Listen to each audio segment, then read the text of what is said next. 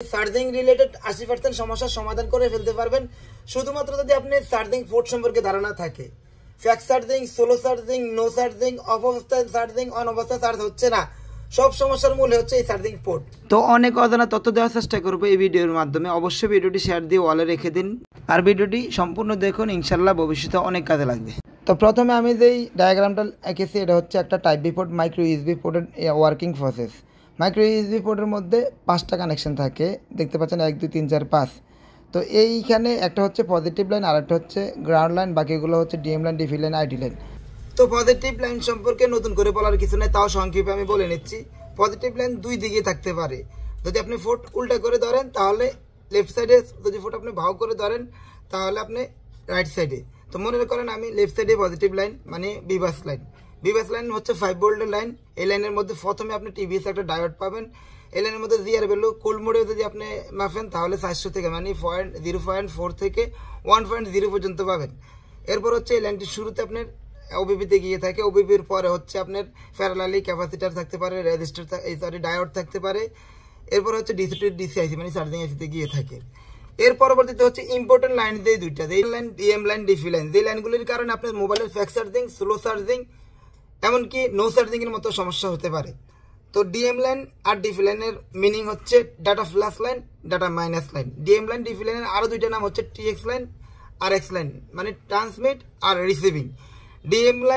DM line হচ্ছে data minus line, যে লাইনটি বিবাসের সাথে থাকবে। বিবাস যদি ডান পাশে থাকে তাহলে 2 নাম্বার মানে ডান দিক থেকে গনে 2 নম্বরে ডিএম লাইন থাকবে, আর যদি বাম দিকে থাকে তাহলে গনে 2 নম্বরে ডিএম লাইন থাকবে।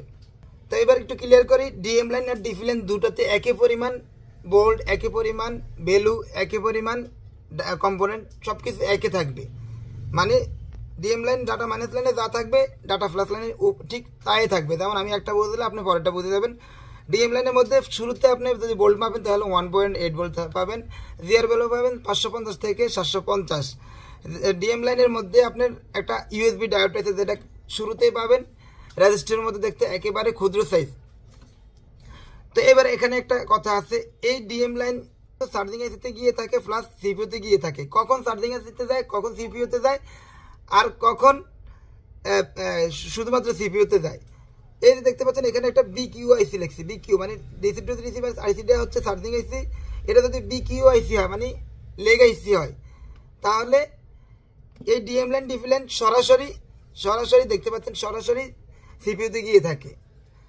আর যদি পিএমআই আইসি হয় মানে কোয়ালকমের পিএমআই আইসি হয় তাহলে ডিএম লাইন, ডিফি লাইন আগে চার্জিং আইসিতে যাবে, এর মাঝখান থেকে দুইটা রেজিস্টার হয়ে সিপিইউতে যাবে। ক্লিয়ার না হলে আপনি ভিডিওটি আবার দেখবেন, ইনশাল্লাহ ক্লিয়ারভাবে বুঝবেন। তো এবার বলি এই ডিএম লাইন, ডিফি লাইন কীভাবে কাজ করে। এটাতে 1.8 ভোল্ট থাকে, যখনই আপনি চার্জে লাগান তখনই একটা ভোল্টেজ ড্রপ করে। এই ভোল্টেজটা ড্রপ করেই আপনি সিপিইউতে সিগন্যাল দিয়ে থাকে। সিপিইউতে সিগন্যাল দিলে লজিক হাই করে, আর তখনই সিপিইউ চার্জিং আইসিকে হাই এম্পিয়ার জেনারেট করতে বলে। Charging IC high ampere generate করে বিব্যাটে দিয়ে থাকে, তার তখনই ফাস্ট চার্জিং হয়।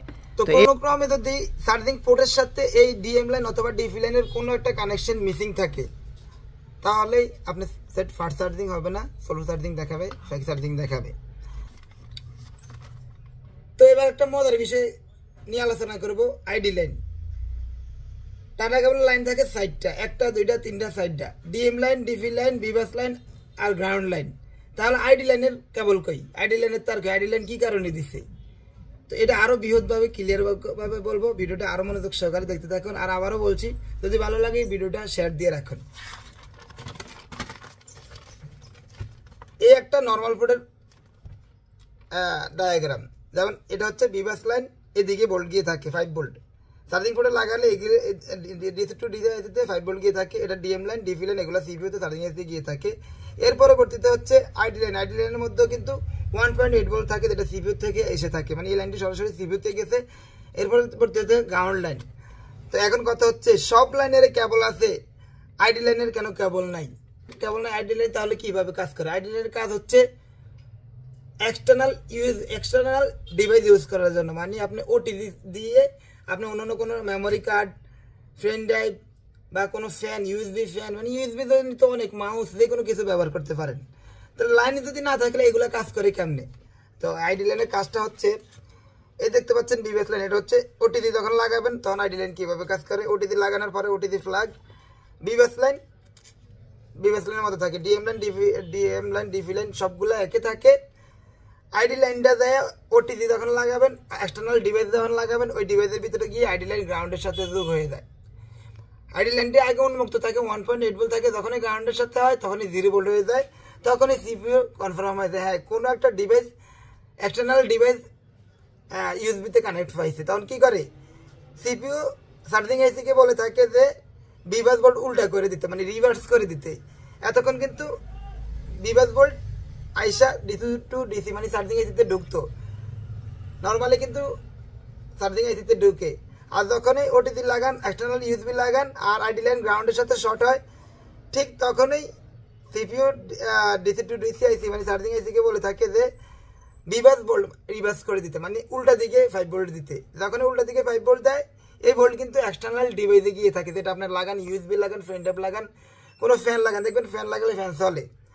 তো এবার আরও মজার তথ্য, যদি আপনি কোনো ক্রমে এই লাইন শর্ট হয়ে থাকে কোনো প্রকার ওটিজি ছাড়া, তাহলে কিন্তু আপনার চার্জ হবে না। হবে অফলাইন অবস্থা চার্জ হবে, কিন্তু মোবাইল অন অবস্থা চার্জ হবে না। দেখবেন আপনার কাছে এমন মোবাইল নিয়ে আসছে, অ্যান্ড্রয়েড ফোন নিয়ে আসছে, যেটা অন অবস্থা চার্জ হয় না, মানে মোবাইল অন কিন্তু চার্জ হয় না। অফ করলেই চার্জ শো করে, পার্সেন্ট শো করে।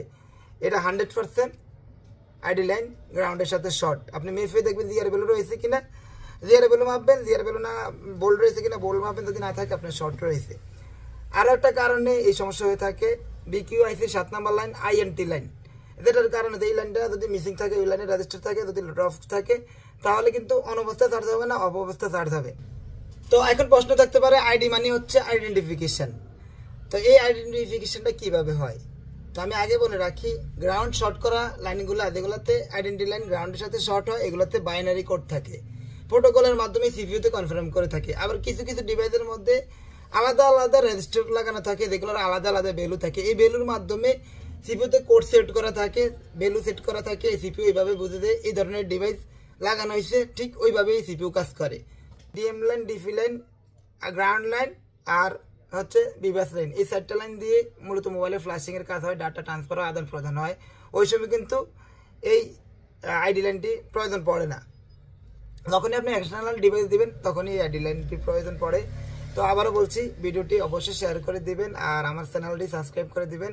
আমার একটা পেজ রয়েছে এসএসএ টেক নামে, ওই পেজটি ফলো করে রাখবেন। প্রতিনিয়ত আমি এই ধরনের ভিডিও আমার পেজে দিয়ে থাকি।